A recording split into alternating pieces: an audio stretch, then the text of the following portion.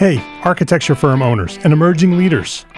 Get ready for unparalleled insight into the development of a world-class architecture firm and a worldwide organization driving the digital transformation of the design and construction industry.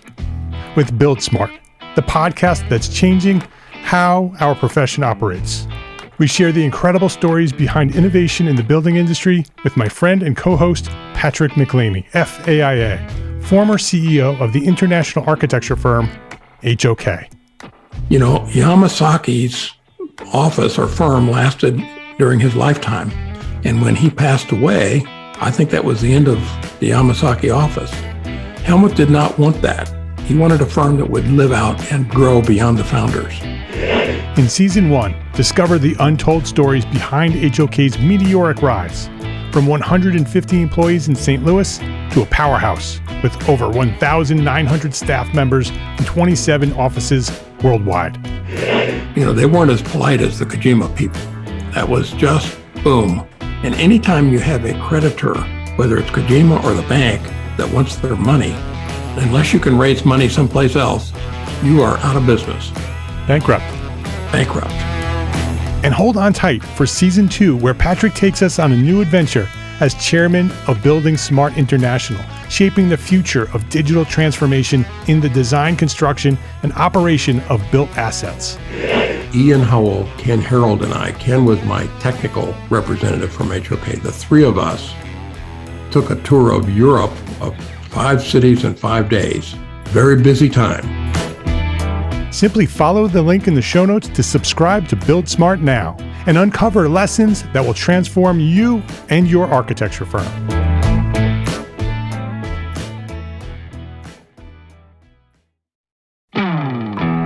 Hey, architecture firm owners and emerging leaders. Get ready for unparalleled insight into the development of a world-class architecture firm and a worldwide organization driving the digital transformation of the design and construction industry. With Build Smart, the podcast that's changing how our profession operates. We share the incredible stories behind innovation in the building industry with my friend and co-host, Patrick McLeamy, FAIA, former CEO of the international architecture firm, HOK. You know, Yamasaki's office or firm lasted during his lifetime. And when he passed away, I think that was the end of the Yamasaki office. Helmut did not want that. He wanted a firm that would live out and grow beyond the founders. In Season 1, discover the untold stories behind HOK's meteoric rise, from 150 employees in St. Louis to a powerhouse with over 1,900 staff members and 27 offices worldwide. You know, they weren't as polite as the Kojima people. That was just boom. And anytime you have a creditor, whether it's Kojima or the bank, that wants their money, unless you can raise money someplace else, you are out of business. Bankrupt. And hold on tight for Season 2, where Patrick takes us on a new adventure as chairman of Building Smart International, shaping the future of digital transformation in the design, construction, and operation of built assets. Ian Howell, Ken Harold, and I, Ken was my technical representative from HOK. The three of us took a tour of Europe of 5 cities in 5 days. Very busy time. Simply follow the link in the show notes to subscribe to Build Smart now and uncover lessons that will transform you and your architecture firm.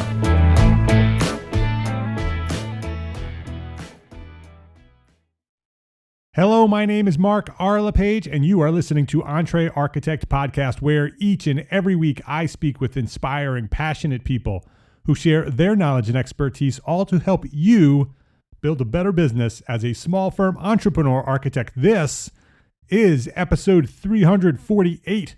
Marilyn Moedinger expanding her role as an architect by selling custom designed retail products.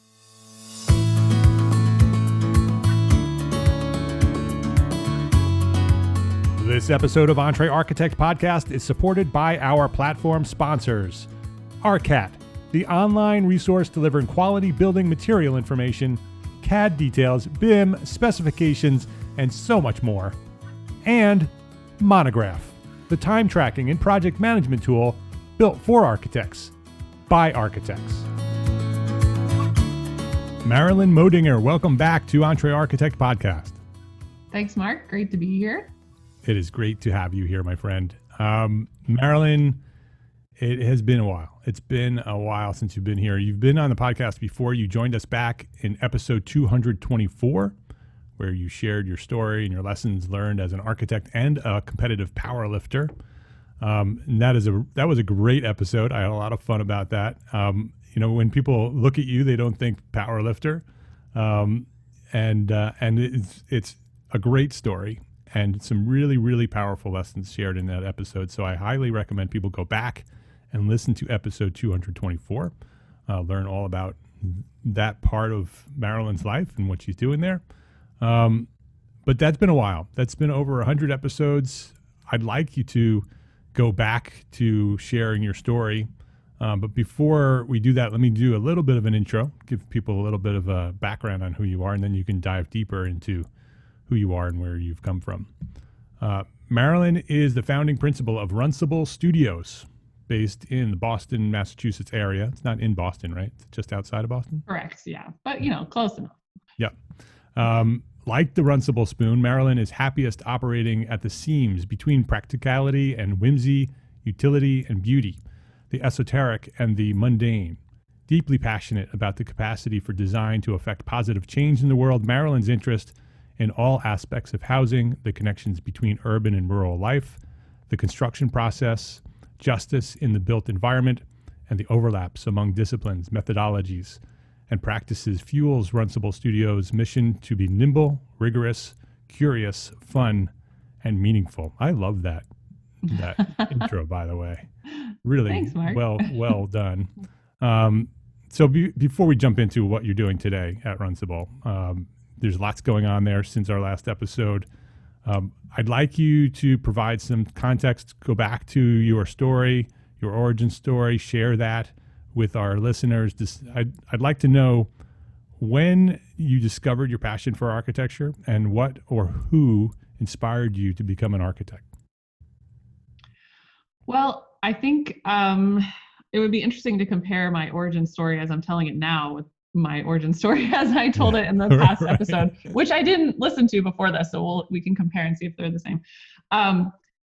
Ever since I was little tiny, I've always wanted to build things, and I grew up on a farm. There was lots of room to build and explore and make forts and that kind of thing. And on rainy days, drawing, you can draw the worlds that you imagine. And I never really knew, I didn't know any architects. I didn't know anybody who did that kind of work growing up. And it wasn't until well into high school that someone pointed out that there was a career that I could do that involved drawing and buildings and all of that. I don't know why I didn't really put it together before then. When I took a career aptitude test, it said that my top two potential careers were actress and car mechanic. So I guess if you put those two together, you get architect. I don't know. Actress plus car mechanic equals architect. I don't know. What was that? So anyway, but I started to look at architecture schools, and I remember going to as a junior in high school, going on the college, looking at colleges with my parents and walking into studios for the first time and seeing what studio education was all about and feeling like I had come home. Like, these were my people. This was this was how my brain worked. The rigorous engineering side and also the artistic side, the maker, the figure it out, the creator side of me. So I went to architecture school and loved it so much. I just loved it so much. And then after that, went into construction. So right out of school, I got a job as a laborer in construction, and feel very lucky that a lot of my parents, my mentors, my friends were supportive of that decision. I'm not sure that everybody might would have been, but they were. So that was really great. What inspired that move? I mean, because that's not a typical thing coming out of architecture school to go into construction. Some architecture students do that. I worked construction throughout architecture school, but why that choice rather than going into an architecture firm? Well, my fourth year of undergrad, I was involved in a project called EcoMod, which used to be housed at University of Virginia, where I went to school, but is now at University of New Mexico. And that project, we designed and built a house as fourth year students. So there were fourth years, and then there were grad students as well. And that house was modular. It was affordable. It was an affordable house. Very sustainable, all that kind of stuff. And I was just bitten by the bug to build things. It was captivating to be able to draw something in the studio and then that afternoon go out to the field and try to build the thing we had drawn. And wow, did we learn a lot?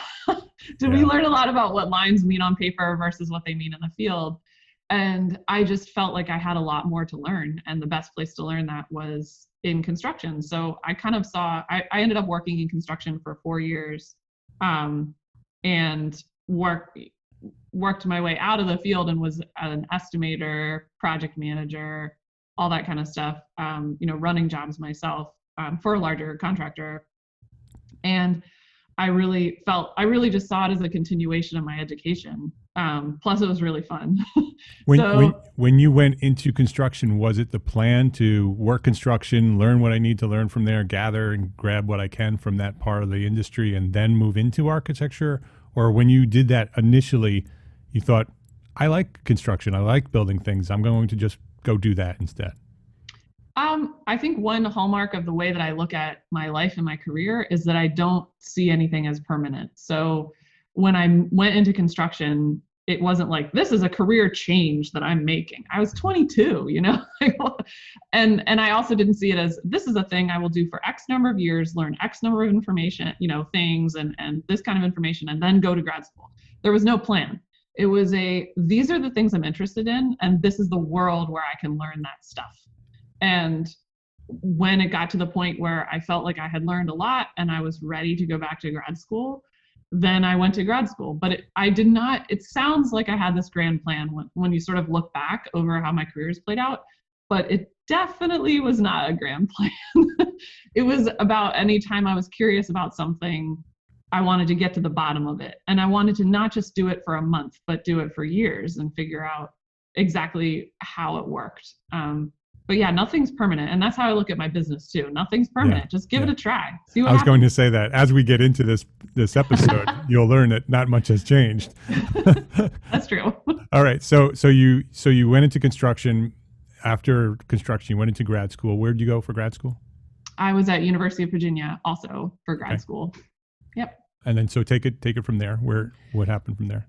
So I graduated in a recession, so that was scary. But so I had a job offer in Boston, a city that I had been to once in my life when I was like 11. And so I moved here sort of sight unseen. It wasn't much of a job offer. I had to move here and sort of be available. And then if the job materialized, then I would get to take it. So it all worked out in the end, but it was a little scary. So I was actually teaching also. I got an adjunct position at Northeastern. So I was teaching studio, and I had also won the SOM prize my final year in grad school. So the year after I graduated grad school, I packed up my whole life, moved to Boston where I knew nobody, took a teaching job for the first time in my life, took half a job at an architecture firm, and spent 18 months traveling the world in between everything and writing a book. So it was a little it was intense, but it was really fun. So once the dust sort of settled from all of that, I was working for a firm here in Boston called Util, which in those days was like 18 or 20, and now they're up to like 60 people. So we were doing housing, really just great quality work. I learned a lot, made a lot of really good friends and connections there, who are still valued friends and colleagues today. And then I decided to take a job in academia. So I completely switched around and became an administrator at Boston Architectural College. I was the director of practice instruction there, and was in charge of all the sort of design, build, and community engagement projects. So while I was there, we did, it was like 60 or 80 projects with students, connecting groups of students up with local nonprofits to do semester-long design projects or design build projects. Sometimes we could stretch the projects to be several semesters so students could continue to work on them.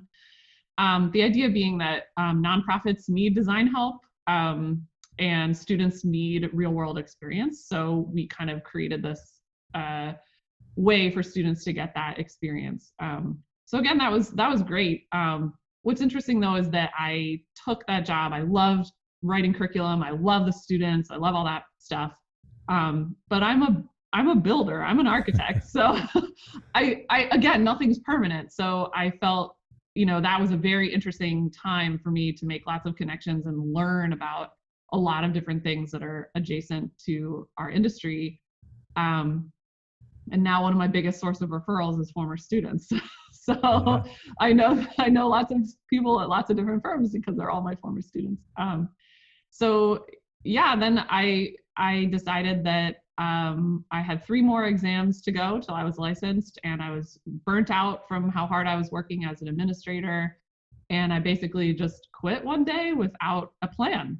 So when people say, how did you start your business and you saved up and you did this? And I was like, well, I just sort of started by accident. And I finished my exams, took some time to rest and to do some odd jobs that I had kind of lined up already. And next thing you know, I had a real job or 2, and I thought, well, I better get some insurance and I better get an LLC going. And that was 6.5 years ago. So I realized I had a going concern about a year later, and I was like, I better make this real. So yeah, Runcible Studios has been up and running for about 6.5 years now. That's where I remember meeting. Yeah. Right around there. Yeah. You've been an active member at EntreArchitect from the very beginning. You've been a facilitator for many, many years, one of the original facilitators, one of the founding members. And so, yeah, I've watched the whole progress of Runcible, and it's been fun to watch. Well, and Mark, you were a Twitter friend. We met on Twitter, I remember. And when you were starting EntreArchitect and when all that was starting, I was like, yes, please let me in. I need help. What's going on? So yeah, I mean, EntreArchitect has been absolutely integral in my small group, which has been together for over 3 years now, 4 years, something like that. Just couldn't do it without them. So feel very lucky to have you guys as a resource. Yeah, I'm very proud of you for your progress. Thanks. To see where you've come from and to see where you are today, the leadership you've given to other architects inside and outside of EntreArchitect is commendable, and I appreciate you for all of that. Thank you, Mark. That means a lot. You're welcome. So you started your firm, and what happened from there? Struggled a little bit getting it started. Yeah, absolutely. I mean, I like to say I was profitable from day one, but that's because I made a lot of life decisions that made me profitable, like take on an extra roommate and turn the living room into a bedroom and rent out my driveway as parking spots and, all sorts of weird ways to bring my expenses. If you bring your expenses down enough, then you're profitable without bringing in much money. Steve Wintner says all the time, he says every dollar of expense is one less dollar of profit. That's right. So so that's how I was profitable early. And I was teaching a lot, honestly. So teaching as an adjunct here in the Boston area, there's a ton of schools. So that was very helpful to have teaching in the early days, especially.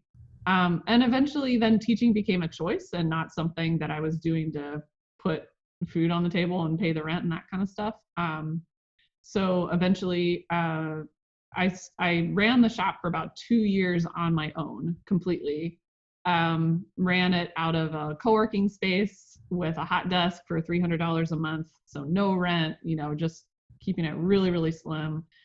And then I knew who I wanted to hire for like 8 months. Like I knew exactly who I wanted to hire. He's a friend and colleague from another firm that I had worked at, and I just knew that I wanted him. I knew he was the right one. So I courted him for about 6 months and saved up a bunch of money and told him that I had his salary saved, and it was a huge risk coming to me, but I really, really wanted him.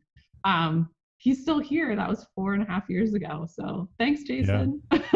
Yeah, I remember that too. That was a big decision. I think you and I had some one-on-one conversations about that. Yeah. And one of the things about that is that I hired him. He's all but licensed. I mean, he's just not licensed by choice. But that was an important thing that you and I had talked about, is to hire the most expensive person you can afford, or maybe even more expensive than you can afford. So many people told me, hire an intern, they're cheap. But the conversations we had about it, and in my group that we had, it was the opposite. It was hire someone who you can give chunks of work to so that you can do other stuff. And I have learned that lesson. It's just so important to hire. Your early hires should be expensive people. I will shout that from the rooftops. Yeah, and that's very hard to do in the moment with that first move, right? Because you're taking a risk from the beginning just by bringing on anybody, right? Because you never have enough money. That's why you're hiring. That's right. Because you need to make more money, and you maxed out doing your own solo gig.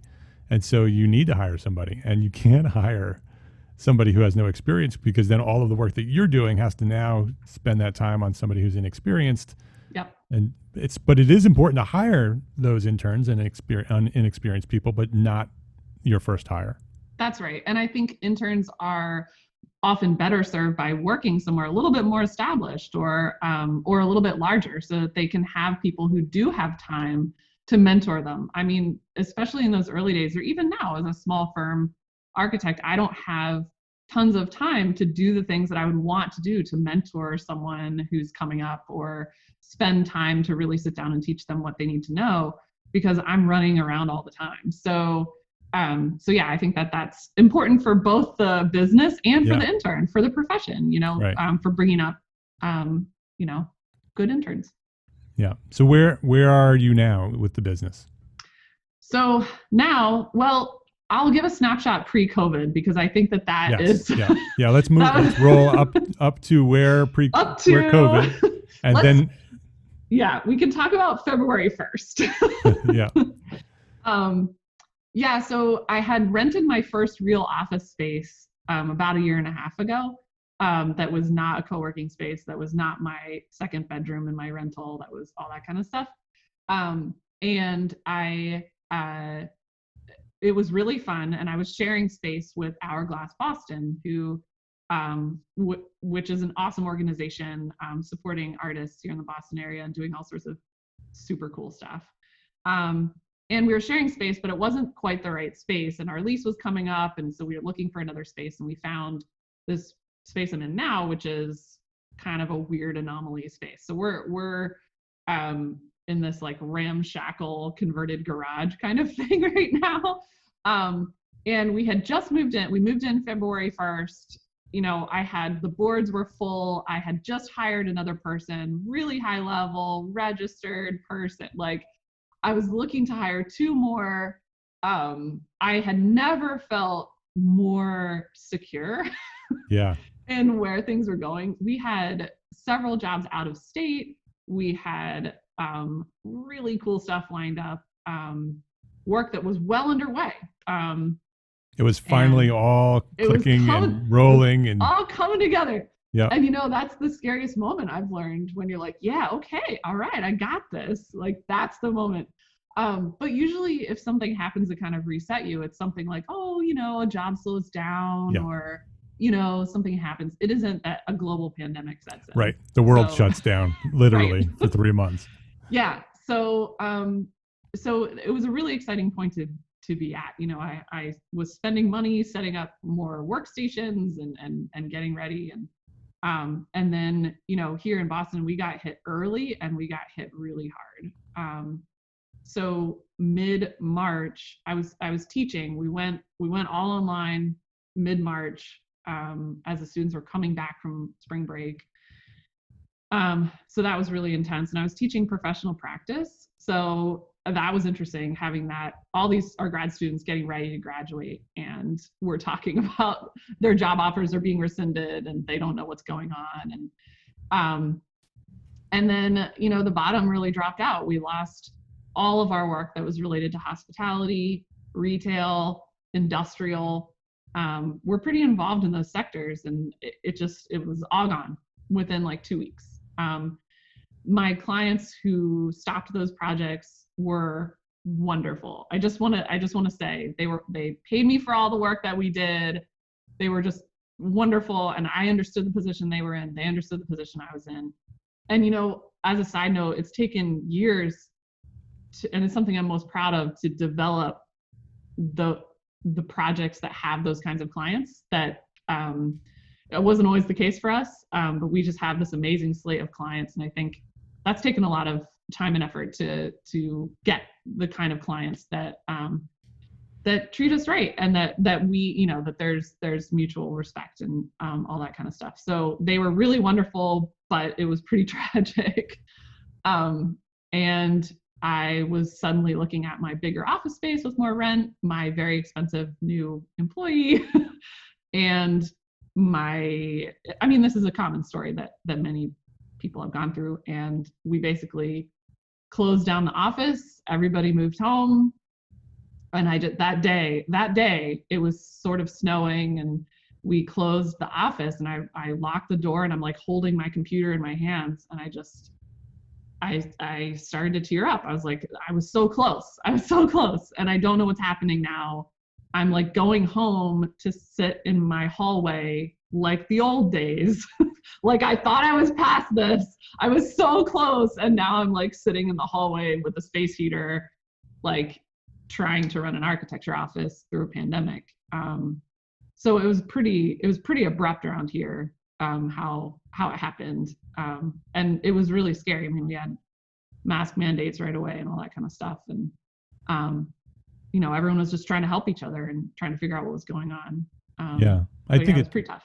And it took probably 3 months or so to sort of realize that it wasn't temporary, right? Yes. I think that's sort of throughout the nation, it was sort of this, we'll just stop doing this for a couple of months and then we'll be right back. And then we realized, this is going to be longer, but it'll be a few more months and we'll be right back. And maybe it'll be a year and we'll be right back. And I think somewhere during the summer, I think many people realized this is a long-term, semi-permanent situation that we have to adjust to and adjust personally. And we have to start looking at our businesses this way and start to make some changes and look at other opportunities and do all the things that we need to do in order to run our businesses. We will return to our conversation after this quick break to say thank you to our platform sponsors here at EntreArchitect, ARCAT, and Monograph. ARCAT.com has been assisting architecture professionals in their search for the best products for their projects for nearly 30 years. Starting as a printed desktop reference with listings in manufacturers' catalogs, ARCAT has evolved into the #1 most used website for finding building product information. Today, ARCAT is an invaluable tool for AEC professionals, offering a powerful product search engine that's backed up by up-to-date CAD, BIM, and specifications. And just as it was in 1991, today, ARCAT offers all of this at no cost to their users and without requiring any registration. It's free. Visit EntreArchitect.com/ARCAT today and see why architecture professionals have leveraged the power of ARCAT for 3 decades. EntreArchitect.com/ARCAT. That's EntreArchitect.com/ARCAT. Spreadsheets. Are you tired of using spreadsheets to keep track of your project plans, your budgets, your staff, your time? Our friends at Monograph know what that's like because they're architects too. They know all about that spreadsheet mess that you're dealing with. So they did something about it. Monograph is a time tracking and project management tool built for architects by architects to respond to the challenges that small and medium-sized firms face on their quest to a profitable business. With Monograph's integrated suite of tools, You'll stay on track and on budget without the overhead of wrangling spreadsheets every day. Improve your firm's operations today. Try Monograph. Try it for free at EntreArchitect.com/monograph. Ditch the spreadsheets. Visit EntreArchitect.com/monograph and try Monograph right now for free. Please visit our platform sponsors today and thank them for supporting you, the EntreArchitect community. Did you have similar experience? Yeah, I did. I mean, I think my one thing that happened pretty early on was, work is important to me. I like working hard. I like problem solving. I like working hard physically. That's important to me and feels good. So in the face of an emergency, I want to know, okay, what can I do? What can I build? What can I, how can I help? Like where's the problem and how can I dive in and help? And the problem that immediately came to light here in Boston was lack of PPE. We were getting emails from hospitals saying, we have nothing if you have something in your garage. I mean, it was apocalyptic. It just felt unreal. So I said, well, I know how to sew. So I got out a sewing machine and got in touch with some folks who were already doing mask making, and volunteered to make masks. And that first batch, I made 8, and it took me like 4 or 5 days. And I was like rusty, and I didn't know quite how to do it, and everything was hard. And plus the psychological part, I'm making masks, like this is so weird. But then after that, I ramped up production, and I was making masks for donation about 30 to 40 hours a week. So on top of working in the office 60 to 70 hours a week. So there was a span of about 8 to 10 weeks where I was 90 to 100 hours a week working in the business. And then I would get up at 5, I would sew for 2 hours. I'd go into the office, AKA the other room. I eventually, as I mentioned, we share space with Hourglass Boston, and they were trying to figure out how to support artists and get PPE where it needed to go at the time too. And we were brainstorming about how we could work together on that. And I remember saying to Nicole, who runs Hourglass, I said, hey, what if we just sold masks on your website? Like they have a store. And I said, well, why don't we just try it? And we put up, I think, 20 masks, and they sold out in like 4 minutes. So we thought, we were like, oh, whoops. So I guess maybe this is a thing. So I started producing masks, and she would buy them for me and then sell them on her site, marked up. So we were both getting paid. I was buying all my material locally from a shop that was down the street, but that I couldn't go into because everything was closed. So they would deliver me fabric in brown bags on my porch. And then I would sew and individually package them and drop them off remotely to Nicole, who would put them on her site, and then she would mail them out.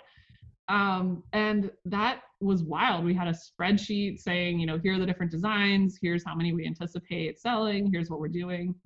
Then we started having fun with it and started doing fun photo shoots with them, and having people do these cool selfies with them. And then of course, because I'm so honestly, that brought in real money. That paid me that month. That paid my salary. A reduced salary, but it paid me that month. It covered your expenses. Yep. And, of course I'm an architect, so I can't leave well enough alone. So I was like, there's gotta be a better way to make these masks. These ear loops kind of hurt, there's gotta be a better way. So I started experimenting. Just before you get into that, that's because you're an entrepreneur architect. Oh, right. I'm an entrepreneur architect. That's why that's happening. That's true. That is very true. That's an important distinction. It's both sides of you that saw that and realized there needed to be more. Innovation. There was room for innovation. Yep. So I started experimenting with different materials, and I was on Etsy, like buying all this. So any money that I was like making, quote unquote, I was spending on, new weird materials, trying to figure out like better ways to make the masks. And then I would wear them out and get people's reactions or test them and see what was comfortable or what wasn't, and ended up landing on a new behind the head design that's made out of like a shoelace. So I found this company in Atlanta that was selling shoelaces that are stretchy, and then I bought a toggle and put it on the back, and so they're adjustable. So I started selling those on my website, which didn't have a store or anything, but I was like, oh well, my website's a Squarespace site, so it has the store plugin for an extra $10 a month or whatever it was. And I said, well, what else am I doing? I'm working 100 hours a week. I might as well like see what the store is about. So yeah, I thought, why don't I just try this? So I put my masks up and marketed them separately from the ones we were selling at Hourglass, because these are the behind the head ones and they were different designs, and people were into them. So I was still making masks for donations, still making masks for Runcible, or still making masks for Hourglass, and then I was making masks for Runcible. That's a lot of masks. It's a lot of masks. Were you doing that all yourself, or did you have help at that point? I was doing it almost all by myself. James, who was working for us at the time, he was making masks for donations. So he made, I think he made about maybe like 50 for donation, something like that. And my count is up, donation and the ones I've sold, I don't know, I'm over, it's like 1,700, I think, that I've made. Wow. Yeah, I've got a whole system. There's an assembly line, there's a whole system. And you're still practicing architecture. Oh, right. I'm running the business. Yeah. Right, you didn't shut down the architecture studio to do this new business. You're doing this together. Why not? I mean, there did come a point where I did kind of shut down. I was so exhausted that I did have to take a step back and say, okay, well, 100 hours a week is not sustainable. It's not okay. And, I realized I was also kind of an emotional reaction to an emergency, is to dive in and work as hard as I can. And that's fine, but it's not an emergency. This is now life. As you were saying, this is now what life is. So right.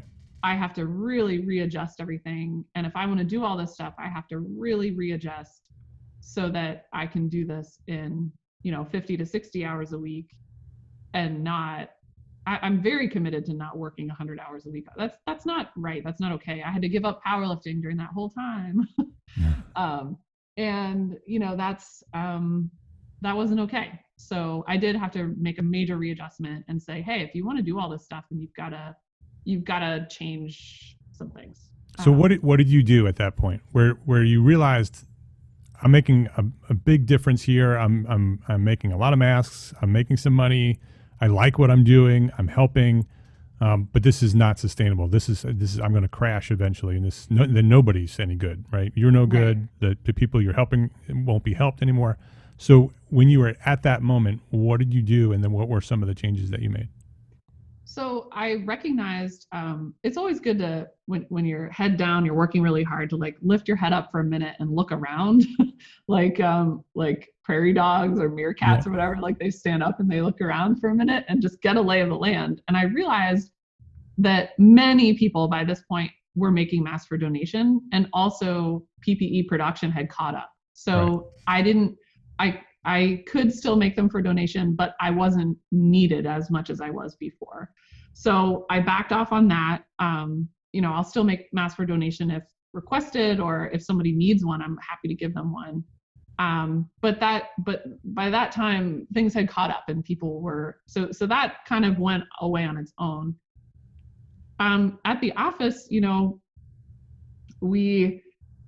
so much of our work had slowed down that, I wasn't, and so much of it had just gone away that we weren't as busy at the office. We had some work we had one particular project that was very steady, and we were pinch hitting for another architect. in Philly working for them. And so that was an easy one. Oh, by the way, we were also learning Revit as an office during this. So it was like, well, hey, like we've got this project, let's just give it a try. Let's focus in, let's try to learn Revit in these times. And, I'll take the odds and ends. And we had 2 projects that were wrapping up construction, and I could sort of see that I wasn't getting the number of inquiries I usually get. I wasn't, and I sort of did the math. I said, okay, what do I need to do to make it through 2020? Like, what do I need to do? And I basically figured out that at starvation rate, like keeping everyone's pay the same, but spending not an extra penny anywhere, being really careful, making sure to stay on top of invoicing, that with our current, this was midsummer as I figured this out, that we would make it to the end of the year. I didn't know what would happen in January, but I knew we would make it to the end of the year. So that gave me enormous peace of mind. And once I knew that, then I had the freedom to not be so frantic to chase work or to take bad work. And I learned that lesson so acutely before, that taking bad work is never worth it. Yeah. That I wasn't tempted to take bad work. And I think that is very different than me 3 years ago or 4 years ago at the very beginning, taking crappy work because I'm scared of not being able to pay people. Yeah. So I didn't take bad work. I stuck with the work we had and worked really hard to make sure we were sticking with it. So some of it happened naturally, and then some of it was, and then, some oddball things happened, like James, who was working for us, who I'd hired in February, went back to grad school. So, that helps the old right. bottom line. Yep. And I decided not to rehire at this time. I would love to rehire. I would have loved if he would have stayed, but I would have, but at the same time, I decided not to rehire and let that was a big help. Yeah. To have a payroll cut a little bit. So a couple of those things kind of came into focus, and that helped. So you evaluated your situation. The meerkat popped up, looked around. Wait a minute. I can make some changes here and still benefit the people that I need to benefit. I can still focus on the things I want to focus.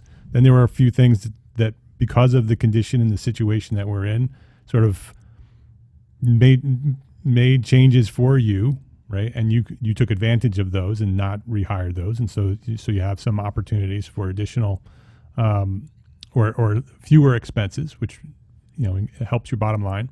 And then so now at this point, are you sort of have the plan for the rest of the year and know where you're going and what you're doing for the next few months? Yeah, I mean, I think so. We've got work lined up that's solid, that we're excited about. And we've also got my most recent project, which is another out. In addition to the meerkat popping up and looking around and seeing what was going on, I also needed to evaluate how to keep myself going through all of this.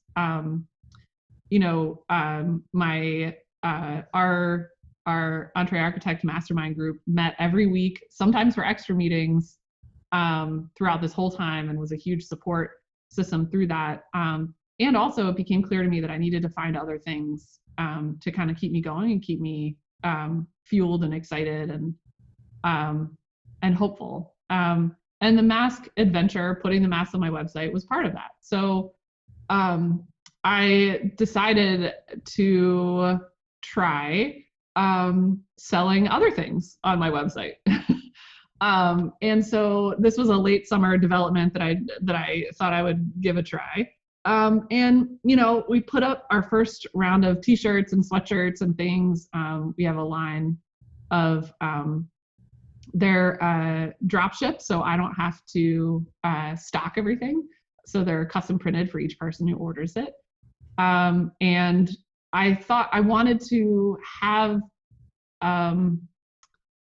something that reflected our values at Runcible and my sort of spirit around building. So we have a couple of different ones. One says, "I can build that," with a period at that. Yeah. I can build that. as I thought about what our world is going through, and I should also say that during this time, as we were experiencing, the sort of next iteration of civil rights as it was happening here in Boston and throughout our country, we took active part in those movements. Came out very strongly in support of Black Lives Matter. And as part of that, I started to think about what it meant to take a stand about my values as a person and as a business owner. And the phrase "I can build that" really meant a lot, really encapsulated a lot. It reminded me of being 5 years old and building my fort. I can build that. I can do that. Yeah. It reminded me of what I heard community leaders and people that inspire me saying about the kind of world they wanted to build, the kind of just society. We can build that. I can build that. Yeah. Everyone is a builder in one way or another. And even in times where things are very unsure, or where things are coming to light that that are systemic and that are problematic in our world, that we need to change. So that's where that came from. So we have our "I can build that," and then we have our "I heart buildings." So I thought, what am I always saying? I'm like, I love buildings. I just do. So we tried that out. It was really fun. And then the other design was a list of women of architecture. So I started to think about who are the women who've paved the way in this field. And it started off, we did a whole series this summer on social media, a series of stories showcasing pioneering Black architects. And it reminded me of these names that I had and these people that I had learned about before, and that I wanted to sort of bring back into our consciousness. So I started with a list of women architects, and I was nervous to make a shirt that had this list of names because I would forget someone, or someone would say, "You should have put this person and not that person." And I welcome that kind of commentary and that kind of conversation. So what I tried to solve it. I think I solved it by leaving a blank at the bottom. So there's the list of names, and then it says and then there's a line. So you can add someone else that has inspired you, or maybe yourself, or someone that you know. So we have note cards and tote bags and t-shirts and all sorts of stuff. So I guess I now am a clothing designer or a t-shirt designer. I don't know. Yeah, you could add that to the list: clothing designer, fashion designer, retail mogul. Yeah, that's the plan. So they're all up there. We're getting ready for our next big drop of cool. Probably when this podcast goes up, we'll have our whole new line up. I worked. The next line is all inspired by architectural drafting symbols. So we have door swings and beds and tables and all sorts of weird things.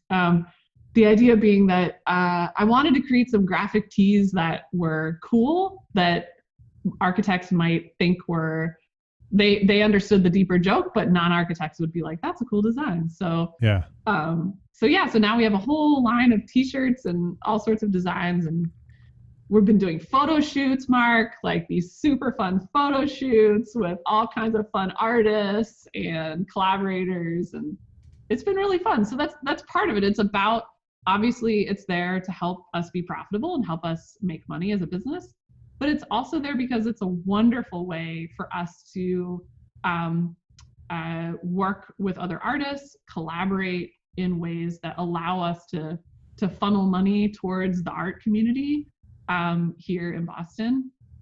And spread a really positive, powerful message while you're at it. Yeah, that's the hope. So that's what we're doing. I'd love for everyone to go buy t-shirts, but I'm also just excited to have gone through the process and to be tinkering with it. So yeah, we're having fun with it. Yeah. So people can go right now. Runciblestudios.com/shop is where you can go to check out the whole collection, the Moedinger collection, the fall 2020 Moedinger and Runcible collection. Runcible Studios with an S.com/shop. What a wonderful journey you've had, Marilyn. I love how everything that is presented to you, you embrace it, you analyze it, you deal with it, you get through it, and then you proceed and progress. You make it into something bigger and better and more powerful and more positive. You are a role model for architects throughout the world. They should go check out runciblestudios.com and see what you do. They should definitely connect with you on Instagram and Facebook and LinkedIn. Definitely connect with Marilyn on Twitter at MW Moedinger. Personal Twitter feed, very powerful messages that you're sharing there. So they should definitely connect with you there.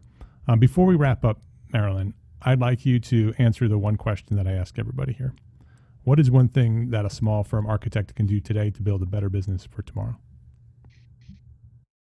Well, I think I'll share a quick story. As I mentioned that we're in this space, we're sharing with Hourglass Boston. We're also sharing with another important collaborator in here, Jay Birdie Fitness, who happens to be my roommate. Jessie Burdick happens to be my roommate, and she's a strength and conditioning coach. And she had to start her business during the pandemic because she lost her other positions at gyms. We pulled together a bunch of equipment, but she didn't have anywhere to go. Well, I looked around and said, well, I have this big old office space with a giant conference room. Why don't you take over the conference room? So now we've got an artist group, an architecture firm, and a powerlifting gym in one space. And we're all socially distanced. We're doing it all the right way, contact tracing, all that good stuff. But, I share this story because what's the one thing you can do? Find the things and the people that fuel you and that make you excited and that make you want to do your work. Who says that you can't put a powerlifting studio next to an artist space, next to an architect space? Who says you can't? Nobody says that. Or if they do, ignore them. It's not, who said that you can't start a retail store if you want to? I think so many times as architects, we sort of stop ourselves. We don't ask, how many times have you put together an invoice and you say, oh, well, I shouldn't ask for that much, so I'm going to take money off of it before somebody else told you to. Yeah. So finding things that fuel you, that keep you excited, that don't say no to yourself before you've even tried something, before, nothing's permanent. It doesn't matter. The shop doesn't work. Okay, that was fun. At some point, will there be other people in this space? Or maybe a year from now, we won't all be here? Okay, but we have this wild, wonderful story of these three businesses that are making it happen in this weird way. And so I think it's just what you can do is fuel your curiosity, find things that feed you, and don't be afraid. It's scary, but you don't have to be afraid. If it doesn't work, it doesn't work. It's okay. Because sometimes it will work and it'll be awesome. and usually it will work. Usually That's the thing, is that if you're following your passion and you really love what you're doing, it may not make the money that you expected, but you're going to be happy doing it. Exactly. Right. And maybe you need to make adjustments or stop doing it in the future, but it'll add. I mean, listen, just look at Marilyn's story from the very beginning through now. It's always been these big experiments. Just jump in and do it and see how it works. And the things that don't work, stop doing them. The things that, Meerkat. That's right. I'm looking around, those things aren't working, or I can let those go, and I could focus on those things and make those bigger and better, and then do it again and again and again and again. So very powerful suggestion there. Very wise answer to that question, Marilyn. Marilyn's name is Marilyn Moedinger. It's Moedinger. Marilyn Moedinger. Runcible Studios with an S.com is the website. Go check that out. You can click the little shopping bag at the top right corner if you want to go right to the store from there. or just go to runciblestudios.com/shop and go buy something. Go buy something right now. Yes, I don't please. care what it is. Buy one thing, and then take that link. I say this about the podcast every week, but take runciblestudios.com/shop and send it to a friend. One friend. That's it. Just one friend. So everybody who's listening, go buy something, and then go encourage somebody else to go buy something. You can connect with Runcible Studios on Instagram, Facebook, and LinkedIn. You can just search for Runcible Studios. We'll have links in the show notes as well. Again, Marilyn's on Twitter, MW Moedinger on Twitter. Marilyn, I value our friendship. You are a very important person in my life. And you and I have had many, many deep conversations separate from EntreArchitect, separate from architecture. And I value your input in my life, being part of my life. You're an inspiration to me and to many, many people out there.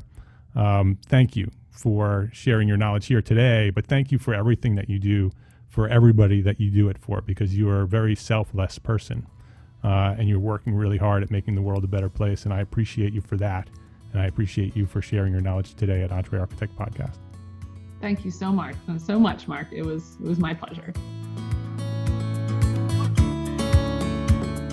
You've been listening to episode 348 with my friend Marilyn Moedinger. How inspiring was that episode? If this is an episode that you would like to share with a friend, if you'd like to access the show notes, there is a link to be able to do that. EntreArchitect.com/episode 348.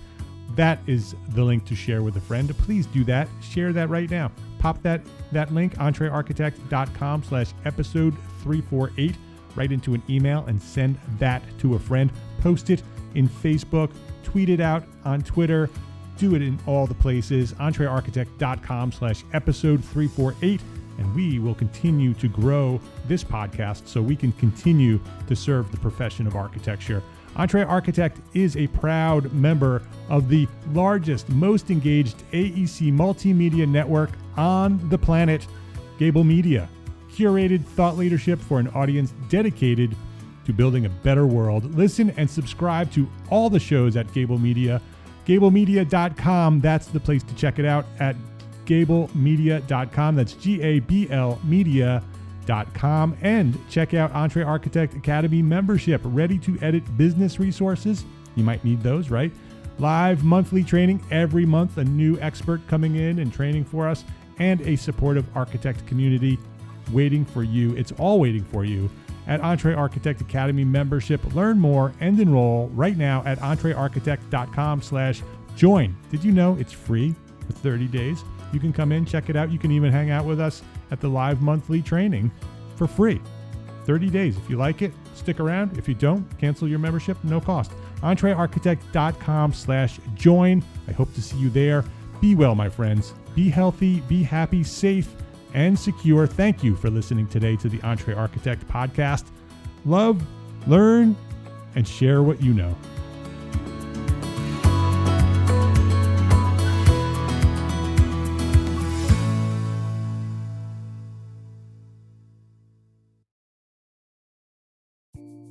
Imagine earning continuing education credits while doing exactly what you're doing right now. Well, you can. Gābl Media has revolutionized the way you earn your continuing education credits with a groundbreaking approach. Forget running around town and scouring the internet for credit-worthy courses. Fulfill your CE requirements effortlessly by listening to engaging podcasts just like the one you're listening to now. Our podcasts are designed to educate, entertain, and inspire, all in a user-friendly environment. But wait, there's more. Architects, Gābl Media is also approved as an AIA continuing education services provider. Upon completion, we handle everything, from reporting your hours directly to the AIA to storing your certificates in your personal Gābl Media profile for your self-reporting needs. So follow the link in the show notes and start earning your credits in the most innovative and entertaining way possible with Gābl Media. Attention architects and creative minds, get ready to supercharge your brand with Build Your Brand, the podcast that's unlocking the secrets of branding success for creatives. Hey there, it's Mark Arlepage, founder of EntreArchitect, and I'm inviting you to join my friend, architect marketing expert Jeff Eccles at Build Your Brand podcast, where he explores the captivating stories of the world's top brands and transforms their lessons into powerful moves for small firm architects and creatives like you. In Season 1, Jeff shares the thrilling tale of Southwest Airlines, where he dissects their journey to the summit and distills it into strategies tailor-made for you. It's important to keep in mind that companies like Southwest compete in the real world, just like you, and face real-world challenges, just like you. You might be surprised at how similar those challenges are to the struggles that you grapple with on a day-to-day basis. Don't miss out on your blueprint for success. Subscribe, tune in, and let's build your brand together.